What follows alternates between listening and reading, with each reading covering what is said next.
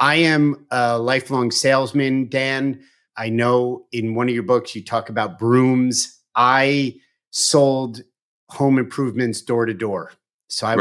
I was a Tin tin Man. man. Yeah. And I canvassed and I went into the living room and I did the demos and I measured windows and siding and decks and doors and the whole 9 yards. But I had a paper route where I upsold and I shoveled driveways and cut lawns. And the whole idea of persuasion in your book, you refer to Bob Cialdini and this whole idea.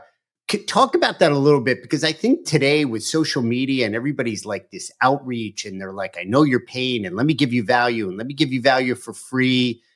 I'm more of the school at this point in my sales life about provoking a dialogue and provoking a conversation versus I want to persuade you into, what I think it is you need or is going to solve your pain. How do you reconcile that? Or, what are any thoughts you I have think, on I that? mean, I think that it's tough. I'm not sure that's anything new. I mean, I don't know if anybody ever wanted to be persuaded. In fact, I think most of us have, we have evidence of this as well, that most of us are kind of resistant to that. People don't like changing their minds. Even when they go out and look for things on their own, they're more likely to find things that confirm what they already believe rather than what challenge what they already believe. And I also think it's important to think about that degree of self-service that people can have now is very different from the days of the Tin Sure. Man. If people wanted windows or siding, people who want windows or siding now will go. Their first step is going to go online.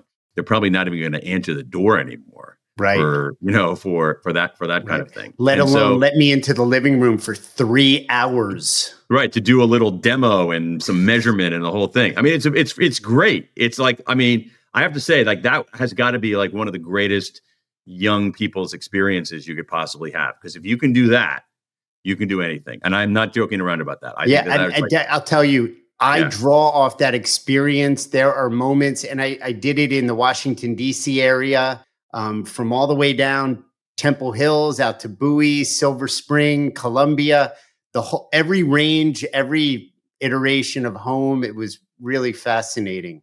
yeah. I mean, it's a great, difficult experience, but I think anybody who can handle that can handle just about anything. But getting back to the idea, I don't think people actually ever really want to be persuaded. I don't think we don't like to change our minds. We often resist changing our minds.